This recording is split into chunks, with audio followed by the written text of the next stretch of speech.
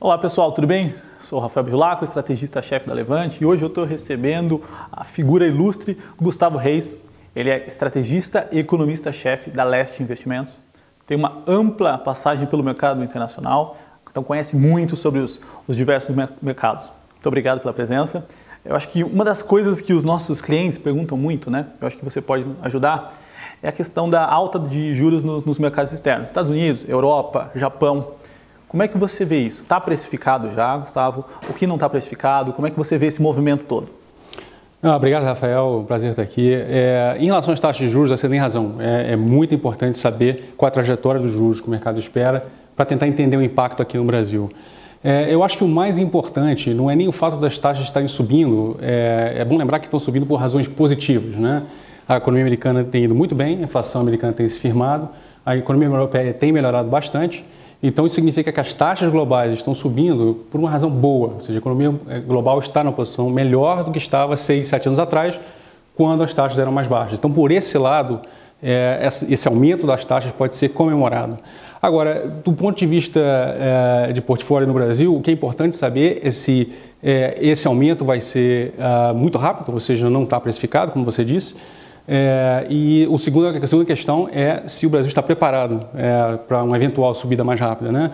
E pelo que a gente tem acompanhado, o mercado está precificando ainda algum aumento de taxa global nos Estados Unidos, pouco ainda na Europa, mas o risco talvez seja que haja uma subida um pouco maior das taxas, né? Então, dentro desse quadro, a gente pode ver sim ainda uma subida que pode surpreender o mercado na ponta mais rápida, mas é importante entender se isso acontecer, em que medida isso está refletindo uma economia global mais forte, que é positivo para outros países, para o mercado emergente e para o Brasil, ou em que medida está refletindo uns bancos centrais que estão com pressa de subir os juros porque a inflação global estaria subindo. Acho que essa é a distinção principal. Legal, bacana. Então é por um bom motivo a gente vê as economias globais aquecendo e tem um reflexo positivo por aqui também. Qual o medo teu em relação a uma alta mais rápida que faça por aqui o Banco Central subir juros? Você vê que o Banco Central pode mudar essa política muito rápido para tentar compensar?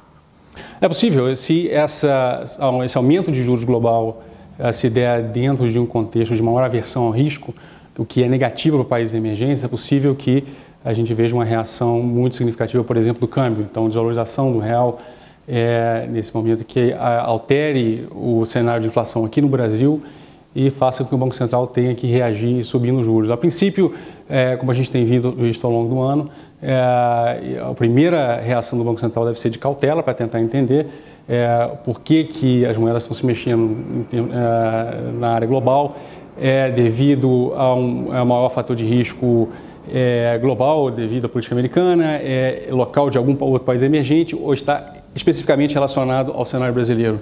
Se esse for o caso, talvez o Banco Central tenha que reagir e dar um pouco mais de informação para o mercado. Mas essa também é outra distinção importante. Tentar entender o que está por trás do movimento global. É o dólar globalmente que está se mexendo ou é especificamente ali o real? Tá. Nessas duas variáveis, câmbio e juros, qual você vê maior chance de ter uma alta? Onde está o risco maior? É o dólar subir mais ou o Banco Central ter que subir juros?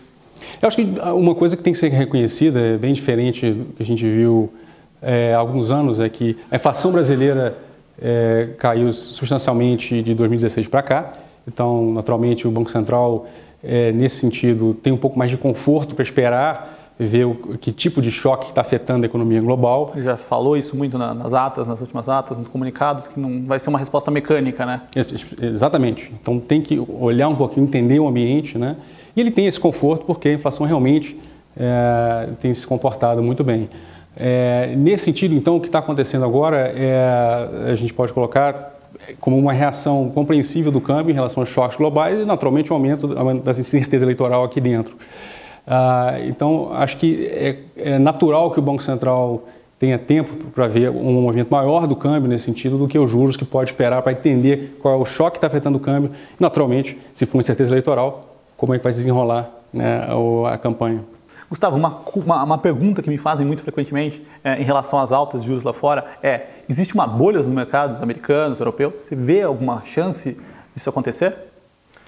Esse foi um tema muito presente nos últimos anos, né? As taxas de juros globais permaneceram muito baixas por muitos anos. Isso, sem dúvida, ajudou com que as bolsas se valorizassem nos Estados Unidos, na Europa, globalmente, né? Então, as taxas de juros ficaram muito baixas. O outro lado da moeda é, será que quando os juros começassem a normalização, o processo de normalização, haveria uma correção das bolsas, né? Então, na verdade, como a gente mencionou anteriormente, se os juros estão subindo por razões positivas, ou seja, porque a economia global está crescendo, porque a economia americana tem surpreendido na ponta positiva, então, na verdade, não significa que o aumento dos juros necessariamente vai gerar uma grande queda das bolsas. Então, parece um cenário um pouco mais equilibrado, mas ainda saudável. Juros um pouco mais altos, mas as bolsas ainda permanecendo em níveis, em patamares relativamente elevados. Então, não me parece que a gente está num cenário de bolha se o quadro for realmente esse. Crescimento sólido no mundo, que permite que os bancos centrais globais aumentem os juros de forma gradual e, ao mesmo tempo, que os investidores enxerguem que a economia está gerando expectativas de lucros crescentes. Então, isso é importante. Nesse quadro, eu acho que aí você não tem um quadro de bolha. Acho que isso seria mais preocupante se os bancos centrais não tivessem subido o juro e as bolsas tivessem subido de forma muito agressiva nos últimos anos. Então, eu acho que a gente pode dizer que o que a gente está passando agora é um cenário um pouco mais equilibrado. Sim, a gente teve um equilíbrio, né? As bolsas subiram, mas os lucros subiram também, que é importante, né? O movimento de bolha não mostra isso, né? A bolha geralmente é o preço subindo sem a contrapartida dos lucros do lastro, né? Vamos lá. Você é um especialista global, entende muito de mercados emergentes. A gente teve várias crises esse ano com emergentes, né? Turquia, Argentina. Como é que você vê o Brasil inserido? Como é que o Brasil está na caixinha dos emergentes? Qual a tua opinião? Não, eu acho que em vista do que tem acontecido, por exemplo, a última crise em voga tem em relação com a Turquia. Eu acho que a comparação com a Turquia já mostra que o Brasil não tem umas vulnerabilidades que ficaram bem aparentes em outros países. Por exemplo, a inflação alta. A Turquia tem inflação de 2 dígitos. Isso tem um impacto grande para o investidor de renda fixa, então isso faz muita diferença entre os países emergentes, então é importante manter a inflação baixa. Isso o Banco Central brasileiro conquistou, então a inflação no Brasil... Pelo contrário, né? A gente estava com uma inflação abaixo da banda inferior da meta, né? A gente só saiu por causa do choque de maio, né? Perfeito, mas o fato de os investidores ainda esperarem que essa inflação permaneça baixa é o que distingue de outros países emergentes, onde as expectativas de inflação são crescentes e, portanto, tem a expectativa, o medo dos investidores é que a inflação não foi domada nesse país, né? Então, isso é um ponto muito importante que conta a favor do Brasil. E o outro em relação à fragilidade externa. Naturalmente, com o Brasil tendo crescido tão pouco nos últimos anos e com o câmbio tão depreciado, essa fragilidade diminuiu muito. Então, na comparação com a Turquia, 2 pontos de vulnerabilidade, o Brasil aparece muito bem. Então, nesse sentido, o cenário que a gente vem comentando aqui, que é um cenário de altas taxas de juros globais, mas por boas razões, por crescimento global sólido, e com o Brasil aparecendo como relativamente pouco vulnerável, significa que pode ser um cenário até positivo para o Brasil. Naturalmente, isso depende aqui da política doméstica também, se as reformas vão ser implementadas e se uma agenda pró-crescimento que ajude ao crescimento e geração de emprego seja implementada, mas eu acho que da parte global não tem nada que impeça que a economia brasileira possa ir muito bem no cenário que nós estamos falando aqui nos próximos 12, 18 meses, que é um cenário de crescimento, na expectativa de crescimento sólido, ainda com taxas globais, mas sem grande vulnerabilidade que tenha afetado outros mercados emergentes. Ou seja, com reformas o Brasil pode se tornar o queridinho dos emergentes novamente? Sem dúvida, sem dúvida. Bacana, bom saber. E agora um ponto essencial, né, para o investidor local, eu acho que e até para o investidor estrangeiro que olha muito, né, eleições 2018. Eu acho que esse mais uma vez, algo binário vai acontecer no país, né? Quem está acostumado com o mercado, os últimos anos foram assim, né? A última eleição foi assim e a importância da política cresceu muito para o investidor. E agora a gente vive sem dúvida, a eleição acho que mais importante da história. O que você vê de resultado? Qual que é o teu cenário base para as eleições desse ano? Eu acho que o Brasil vem de um aprendizado muito grande em relação à importância de reformas, dadas as crises recentes, e mesmo olhando o discurso de diferentes candidatos, é possível ver alguma preocupação em comunicar necessidade de reformas. Naturalmente o enfoque vai mudar, mas eu acho que tem uma lição muito importante aí. Então, ainda que seja difícil de prever o resultado final do segundo turno, eu acho que do ponto de vista, é difícil dizer isso no momento onde é que os investidores estão com bastante medo do cenário eleitoral, justamente que tem acontecido nos últimos dias, mas no nosso cenário parece que depois de passado o período de campanha e à medida que o novo governo começa a olhar para o que é factível implementar, acho que as reformas voltam para o centro do debate. Então, naturalmente, bastante incerteza, mas vai ter uma discussão no segundo turno sobre muito mais proveitosa, diria, do que no primeiro turno, naturalmente, que tem posicionamento que os candidatos querem adotar, que podem levar à melhora do cenário de reformas depois da eleição.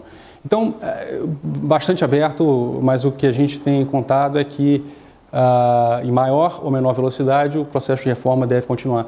E lembrando que, no passado, o período de maior reforma no Brasil foram acompanhados por estresse de mercado, né? Então, nós estamos passando por isso agora, nessa campanha, como aconteceu no passado também, mas isso tem um papel também de disciplinar os candidatos para entender quais são as opções possíveis de política. Então, esse é todo um processo que deve continuar até o momento em que os planos de governo fiquem um pouco mais concretos. Qual que é o seu provável segundo turno? Tem algum cenário? Eu não tenho nenhum cenário muito concreto entre os candidatos, mas eu acho que seria razoável esperar que você tivesse, de um lado, centro-esquerda contra centro-direita, como aconteceu no passado. O histórico. Acho que seria o histórico, sim. Bacana. Tá, dentro desse panorama todo, então a gente tem um Brasil, lá fora, na verdade, a visão do estrangeiro com o Brasil é relativamente boa, se comparado com os outros. A gente tem um cenário global positivo, sem risco de bolhas, um aumento de taxa de juros, mas que está na contraparte um aumento da atividade, que é natural, e por aqui um cenário político que pode, dado as dificuldades, pode ser que até um antirreformista queira aprovar reformas, né? Eu acho que tem alguma coisa que pode acontecer, pode ser positivo. Diante de tudo isso, a gente consegue refletir no Brasil uma taxa de Selic baixa ainda, uma inflação baixa, um dólar que está depreciando um pouquinho e uma retomada da economia. Como é que você vê o cenário para 2018 em questão de econômica? Qual que seria algo razoável para se crescer no Brasil? Qual que é o seu PIB potencial para o Brasil? Não, sem dúvida, todo período eleitoral que mostra que passa por um período de certeza maior, naturalmente é ruim para investimento, né? Então, de se esperar que o investimento nesses últimos meses e mesmo no ano de 2018 não seja o grande destaque do ano. Mas isso pode mudar em 2019, à medida que a agenda vá para o ponto que nós mencionamos. E dessa forma, com o mundo crescendo